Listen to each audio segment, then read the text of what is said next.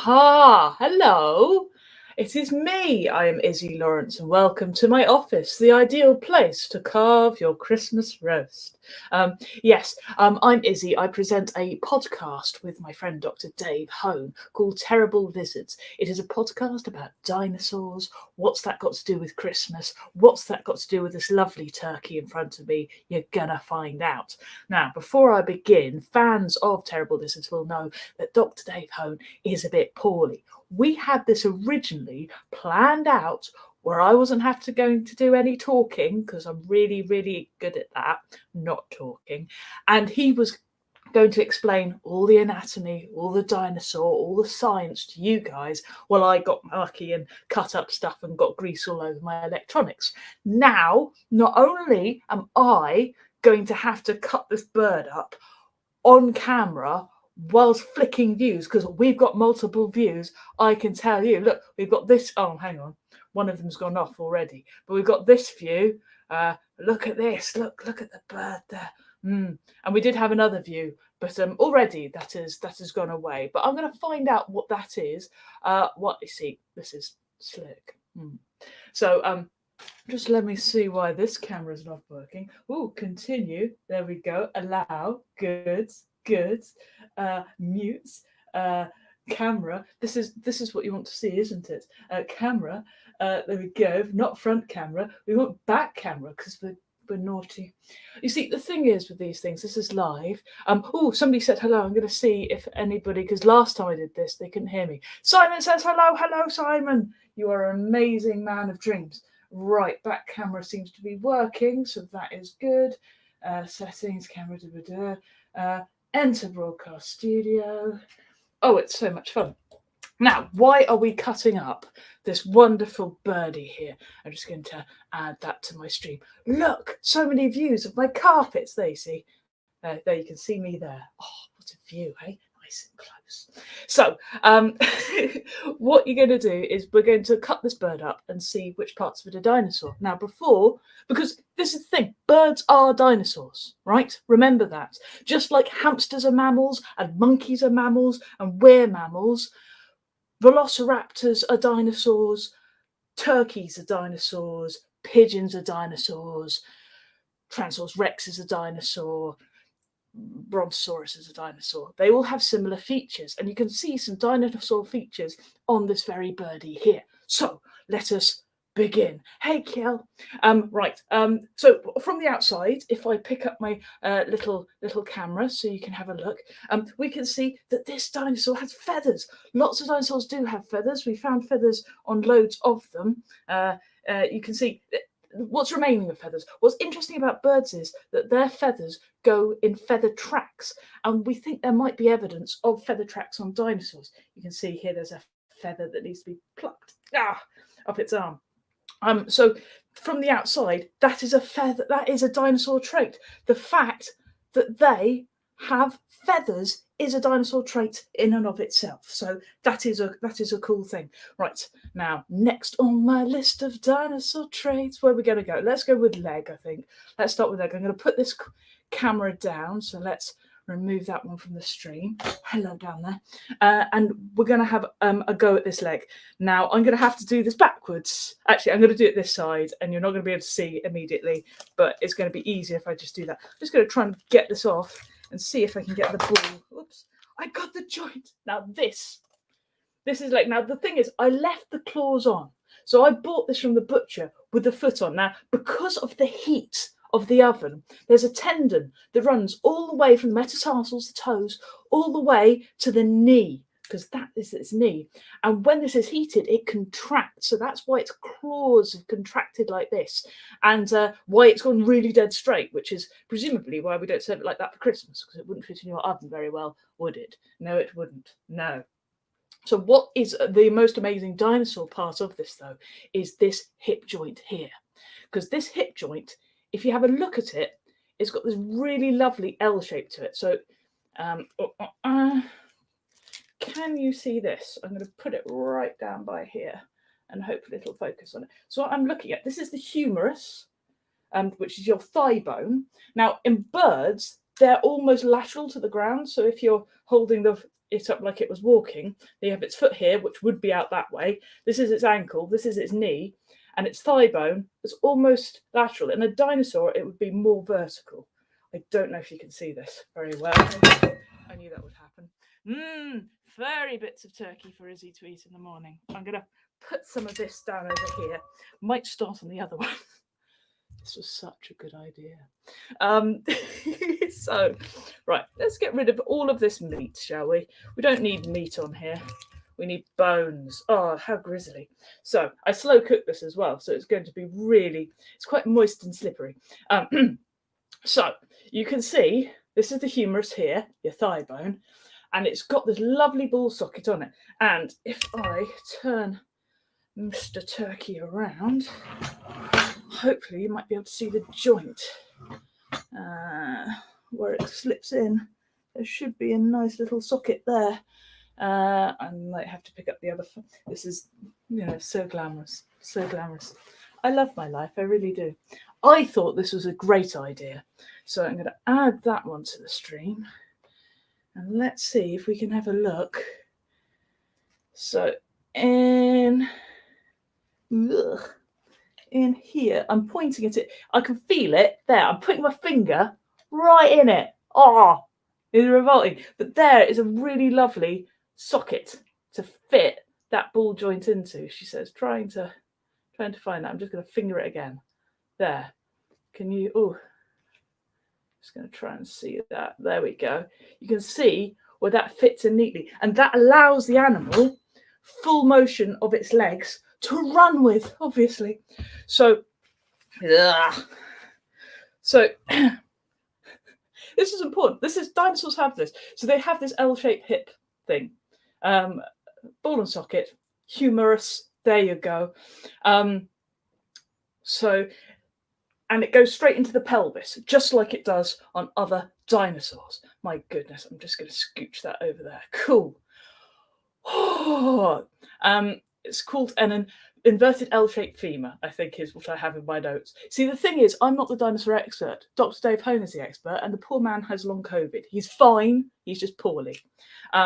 So don't worry too much about him. If you're worried about him, send him love on our Patreon. You don't have to do that. So what else to say about this? Also, note here, people think that these are scales on the foot of the turkey. They're not. They're actually adapted skin and feathers that give them that. So there we go. But they have claws just like Velociraptor. Obviously, Velociraptor has a big claw for stabbing. So but that is the thing that people get wrong. They think that birds have got backwards knees. They don't. Those are their ankles that you can see, and their thigh is right up in the body. So their thigh lies right almost horizontal to the spine. Obviously, this bird is upside down, so it's difficult to tell. Right, let's put that. But in a dinosaur, the femur is more vertical anyway. So yay. Oh boy, good. Oh look, Paula says this is fascinating, but my inner Vegosaur is sad. Do remember, turkeys and dinosaurs all there aren't many animals which are strictly vegan, because they all eat insects and everything else. Even if you're a big sauropod who likes their sort of, all of their vegetation, they're going to be eating little dinosaurs, little insects and all of that with it. So understand, this is part of life. I mean, not this. This is mad. And by the way, all this food is going to get eaten. I'm not wasting this at all. So please do not think that I'm disrespecting this bird in any way. But this is how life works. We're all made of this stuff and we all die. So this bird is helping educate people. So I hope that's all right. And Simon is asking if anybody else is hungry. A little bit. So, right, what should we do now? Let's go to the wing, because now, this is the thing. Do dinosaurs have wings or do they have arms? Now this is a thing, right? The turkey arm is a very similar thing to a dinosaur wing, or the other way around. So the turkey wing is a very similar thing to a dinosaur arm. So what it is if we take this one off, just take this one off here. I'm just going to rip it. I'm going to try to. The trouble is, its scapula is going to get in the way. See, this is the way the dinosaur would be, by the way. So this leg coming all the way down and on the floor, and this is it the right way up. And I'm just going to move these bits of meat onto the meat plate. Lovely. So let's get it. You can see here, this is the wing, this is the humerus. Did I call the blooming, I called the thigh bone the humerus and I meant the femur. I'm an idiot. This is why I'm not the anatomist. Okay, so on the leg, femur, on this, humerus. Ah! Okay, so the scapula goes back here. I'm gonna try and take this off. It's attached to the collarbone, which is also a very fascinating part of the dinosaur. So I'm going to try and rip through some of this. I mean, I do have knives here, but you know, why bother with that sort of stuff when I can just go in with my hands and take all of these bits of meat off? Ugh. I've got to, sorry, dinosaur dude. Oh, this is amazing. Right, I've got to show you this almost immediately because this is really cool. She says, just breaking it off at the joint. This is attached, by the way. All of these harsh ligaments are attached to the wishbone, which we will get onto because the wishbone is a dinosaur trait. That's coming up. So here we have the wing. Now, the thing is, birds have wings and butterflies have wings, but they're not the same feature on each animal. They're both very different. I mean, if you look at a beetle wing, it's you know, it's very different to a fly's wing even. So what do we mean by wing? Well, in a bird sense, these are actually arms. So here we have, she says, this is the humerus, the funny bone. It is joined to the elbow. In here, we'll have the tibula and the fibula, oh no, it's the ulnar, isn't it? And here is the wrist. So gosh, I'm very sorry to keep moving these around. So this is the upper arm, this is the lower arm, this is the wrist, and this, ladies and gentlemen, is the hand. You can tell it's the hand because it has a little thumb there. So it's got its thumb here, this is the thumb nub, and then it's got one finger here, which would probably be that one, and then it might actually, that might be the first finger, the thumb nub's here. That's the thumb nub. I'm an idiot. So, right, what we're going to do is, you see these greasy hands, I'm just going to, if you have any questions, by the way, or if I'm getting stuff wrong, especially if Dave is watching, from his sick bed going, no, you idiot. I'm doing my best.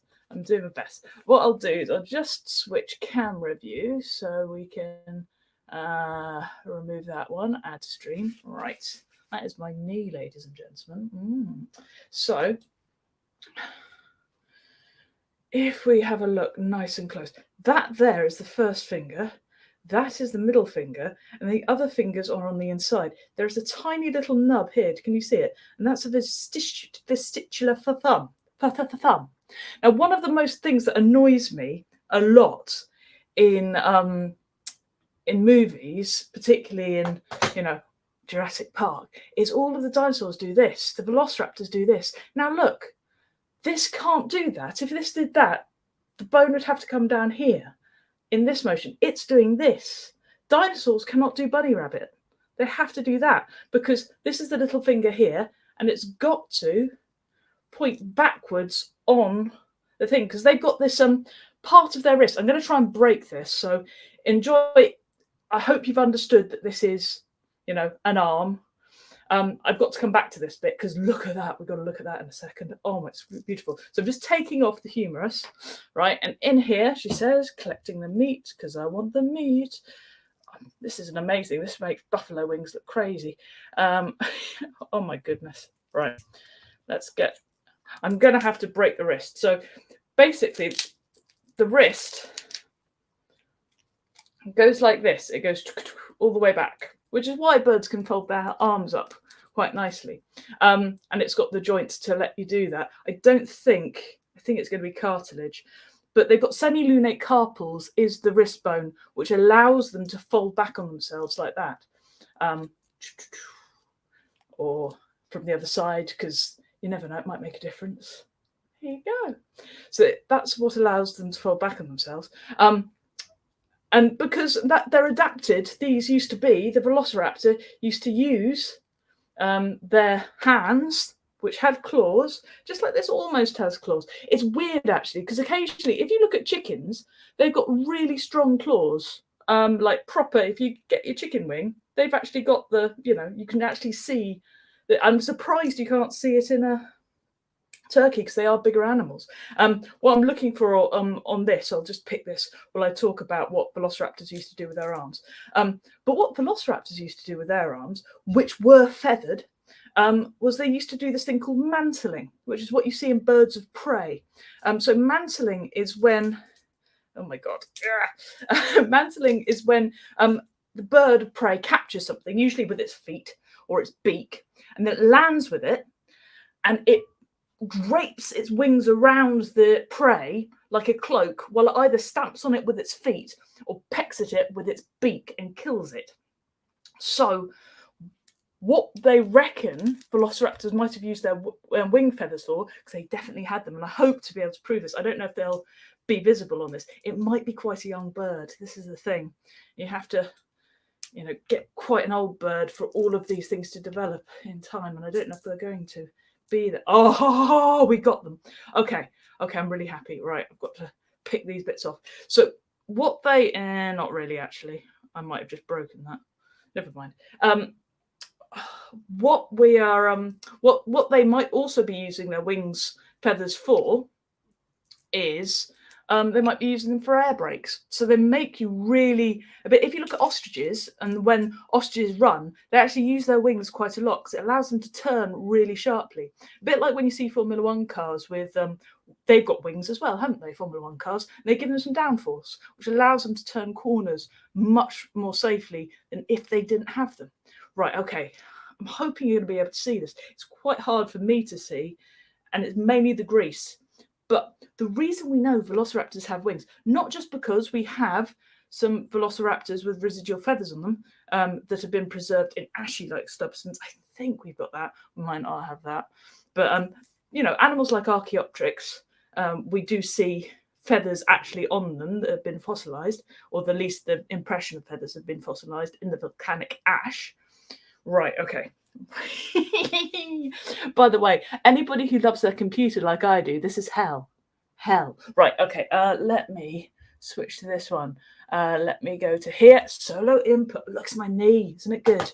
Okay, so if we have a look along here. Now, can you see those bits where it looks like I haven't picked it off? Okay, I have.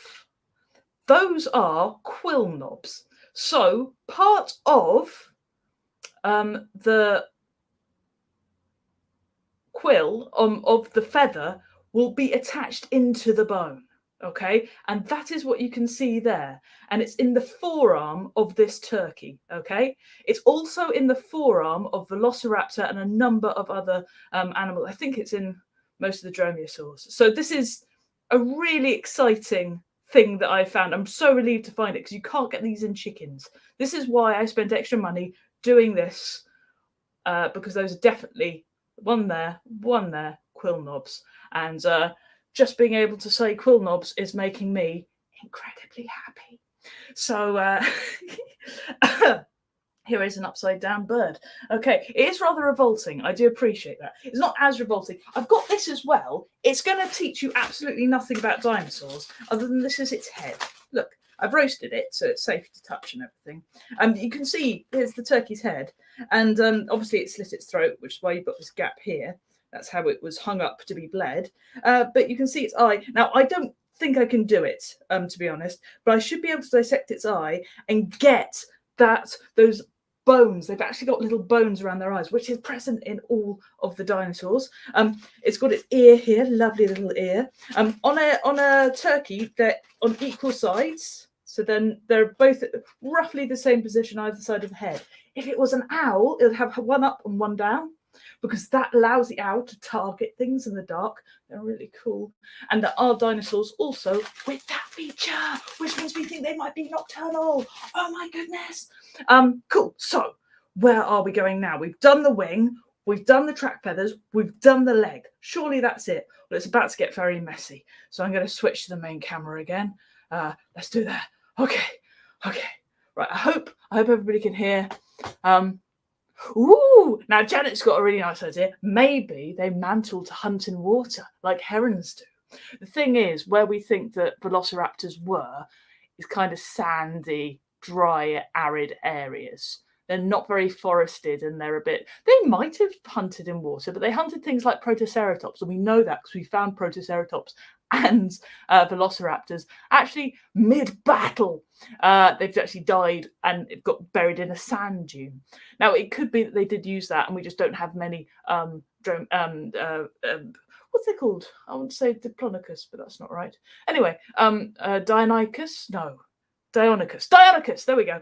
We don't have many of them in those areas, but it doesn't mean they weren't in those areas. It just means we don't have the fossils because we don't have the fossils. Okay. Oh, yes, the bone. I have to come back to the bone. This is really exciting, guys. Okay, I'm going to have to show you this. Now, one thing about dinosaurs, how they managed to be so big. This is the big question. How did a massive thing like a Diplodocus, I always get stuck. How did it manage to be so big? How did it feed itself? Well, it did it because it was very light and efficient.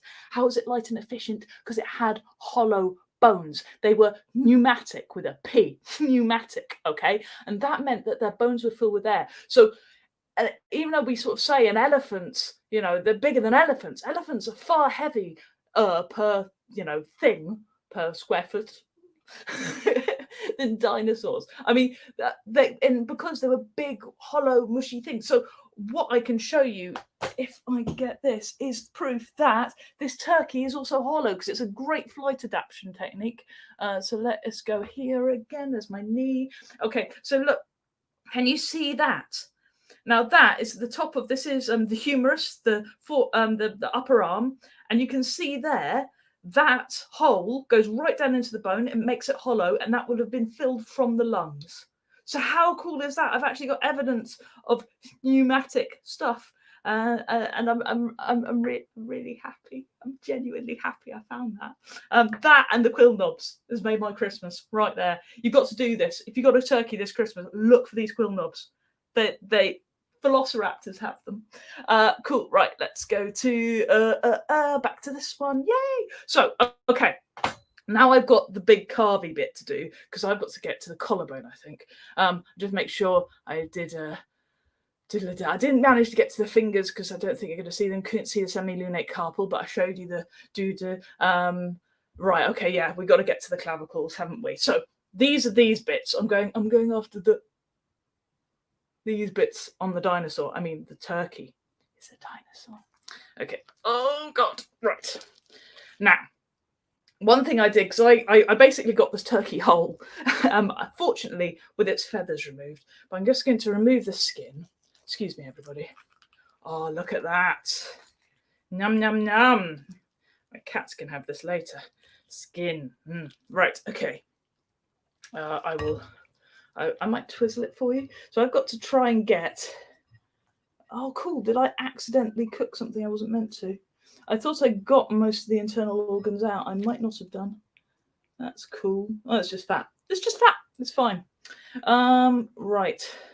Oh, my goodness. The wishbone on this is going to be massive. Right. Talk amongst yourselves. So why am I getting the wishbone? Because the wishbone, she says, if I can find it, where are you? I've got to get this breast off. Breast. Okay, let's go really gently because I don't want to break it because I've only got one. I might have already broken it. Oh, look at that. I might try. Oh, this is okay. Before we do the wishbone, right? Okay, so you know about birds, right? They fly. And even ground birds, like this turkey, still have very highly adapted pectoral muscles, okay? Because that's what they use to push the air down with when they flap. They need a lot of push to get the air to push down, okay? So they're pushing down, and they've got this massive... I mean, it's bigger than mine. Admittedly, I don't have very big pecs, but this muscle is huge. But you can do this with a chicken as well. If you just pull it, you'll notice, and it's nearly come off entirely, she says. So it's this one muscle here. Imagine that is one muscle, even though that little bit's come off there. That's all, oh God, it's all falling to bits. Okay, so you can see underneath it, if you've ever bought a packet of mini fillets from the supermarket, I'm just going to remove this other bit of pectoral. Gosh, they're huge.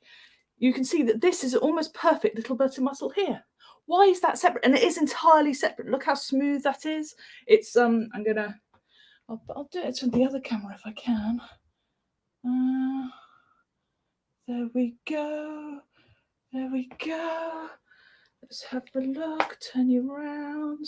Are you there? It's a bit slow, but you can see. I'll use the other one. I'm just going to move these chicken bones over here. They're not chicken bones, they're turkey bones, but they're effectively the same thing. They're dinosaur bones. So here we have this muscle. Now, why is this muscle here? Because all of this big pec muscle, if I show you again, it's all sort of come into a big lump. But this, she says, holding all of it up as she can, is the pectoral muscle, okay? So that is this muscle here, it's badong hello boys. It is the thing which allows the bird to push down the air, to fly. That is why it's so big, because it's got to get its huge body off the ground. In every bird, modern bird, they'll have a big pec muscle, even if they don't fly, right? Underneath every bird is this muscle. And what this muscle is, it's the muscle that pulls the wing back, okay? So it's the muscle which on us is behind us. It has it underneath the other one, which is why it needs this massive keel here, because it's got to fit both this muscle, the pectoral muscle on top, and this smaller muscle underneath to try and get it all in. And that's why they have this massive keel. I mean, on a chicken, this bit is cartilage. It's quite nice that it's ossified. That's the word for bone. Ossified. I'm proper brainy. Okay, but that's why this is here. It's for the muscle to attach to give it the power. But this muscle, and it's much smaller because obviously it doesn't take as much effort to push back when the wind is already blowing your arms back. But what it allows you to do is it allows you to increase the frequency that you can get your wing, because it makes it go back faster, which means this is the muscle that allows you to get more flaps in. More flaps. That's what that one does. So there we go. And it is your milli fillet. If you ever go and I think I'll have some milli fillets.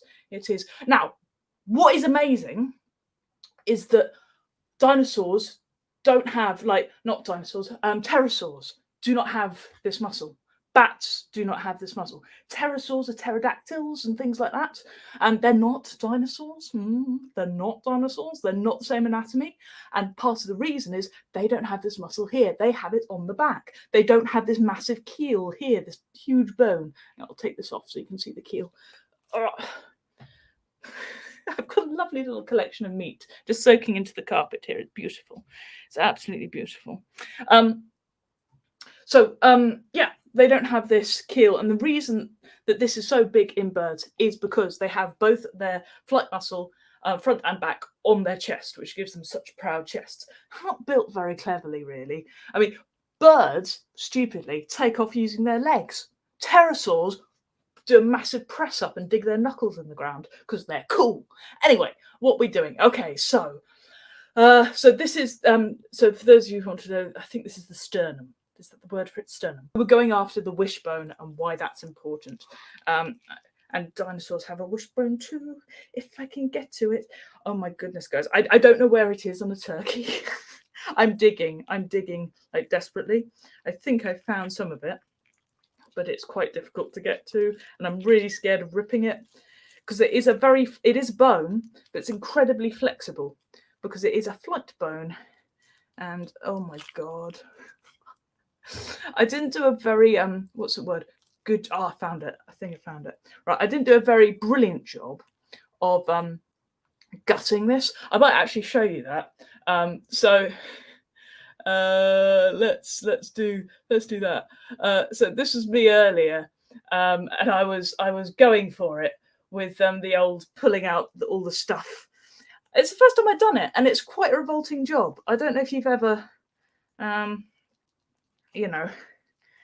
had a go with, oh my God, it's actually kind of attached. It's interesting. Right, I'm going to have to pull that part down a bit. Try and get, it's nice and juicy. It's still very warm down here. Oh my goodness, how in the world am I going to get this out? Oh, right, we're going to have to cut through this little bit of cartilage here, just to try and carve the wishbone out. I feel like a surgeon. I really do. This goes to show my ability with technology. If you ever need surgery, never ask me.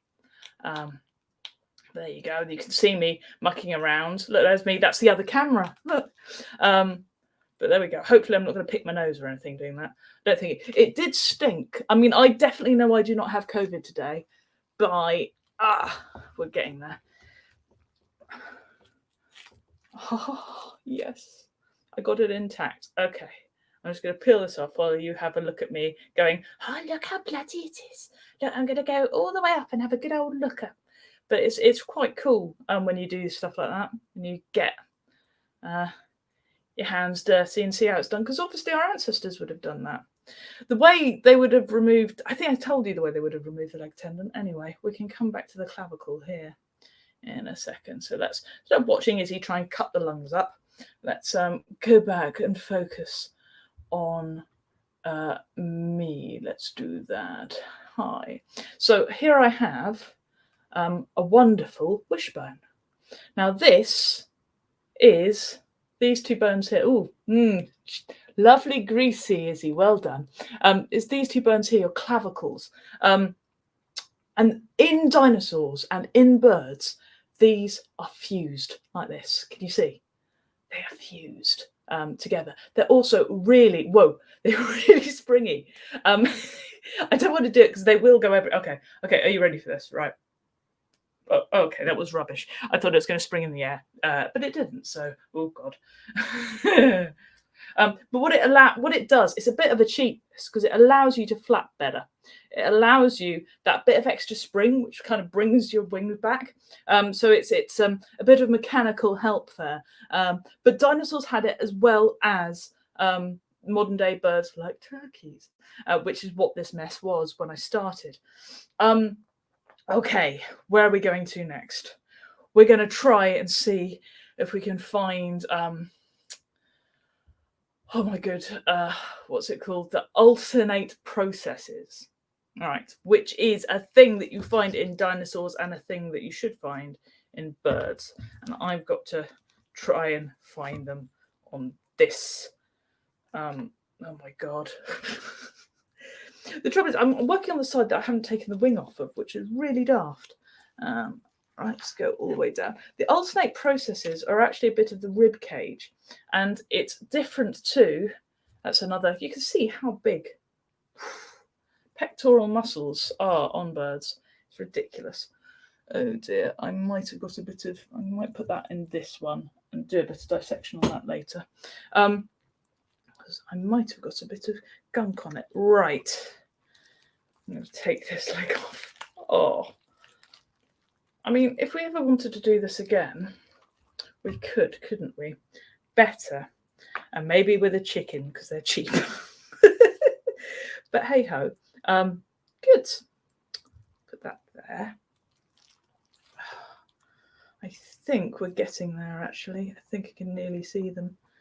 I've got to try and find, because what they've got is they've got little bones coming off their ribs, and you get this in birds and you get it in dinosaurs, but I've got to find it, and it's really hard to find. They might not be ossified. If they're not bone, I won't be able to find them. Okay.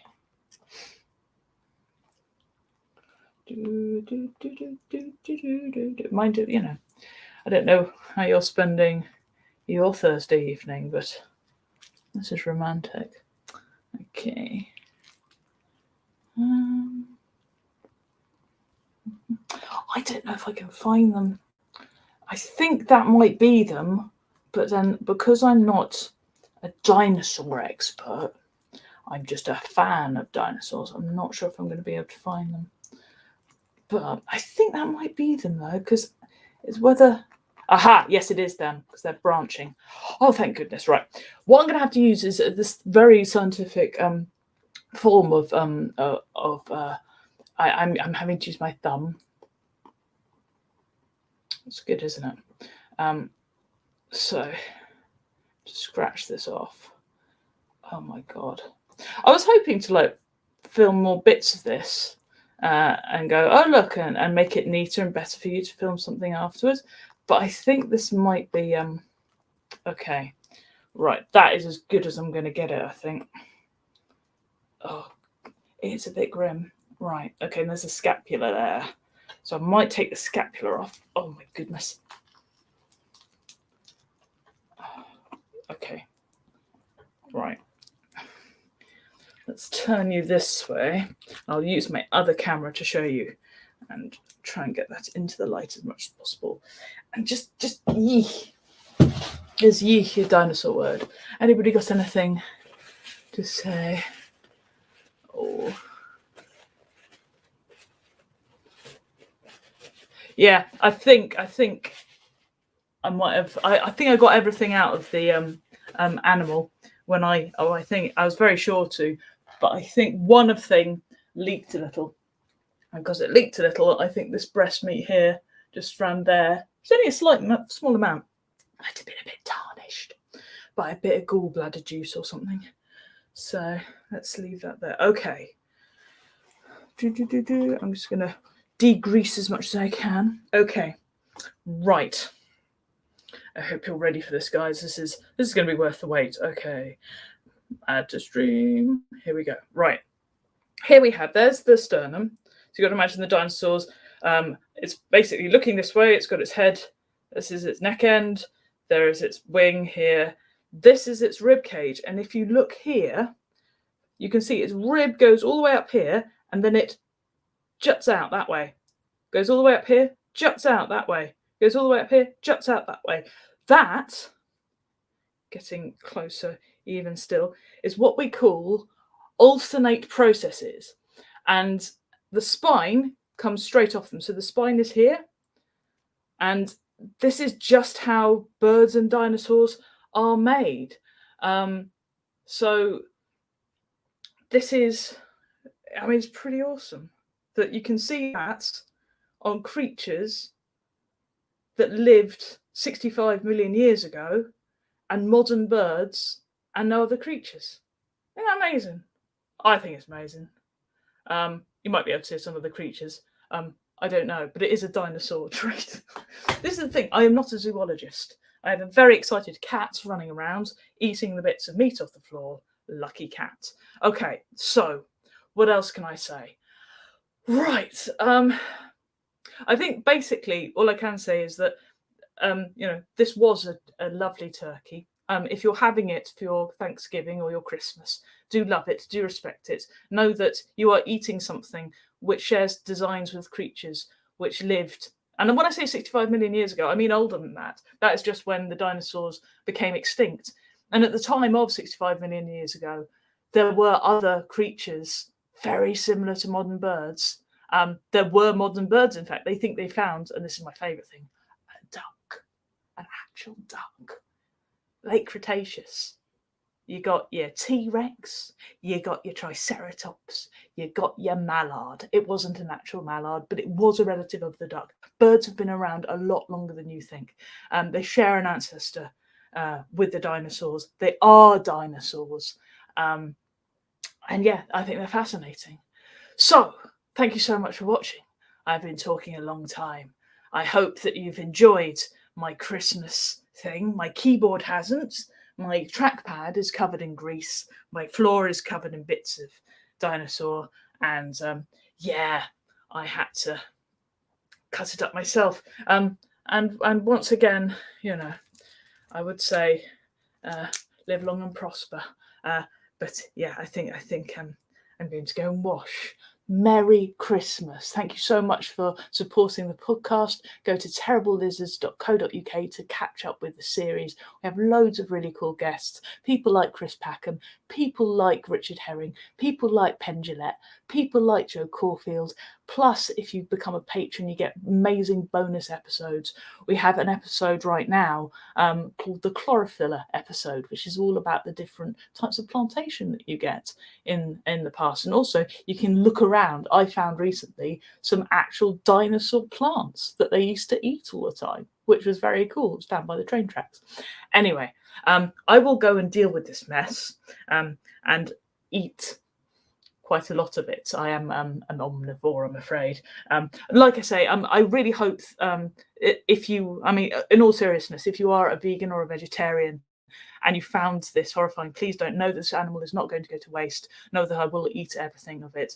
Know that I bought it from a local butcher's. I didn't buy it from a supermarket. Obviously, it's got its feet on and it had a good, as happy a license as it could have had.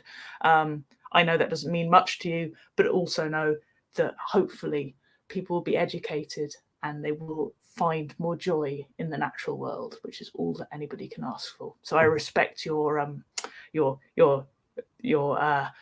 hesitation, I think, about this sort of thing, and your disapproval. But I do think it is worth it because we love science, and this is how we find out about science. Sometimes it's downright mucky. Bye bye, and I hope you have a very Merry Christmas.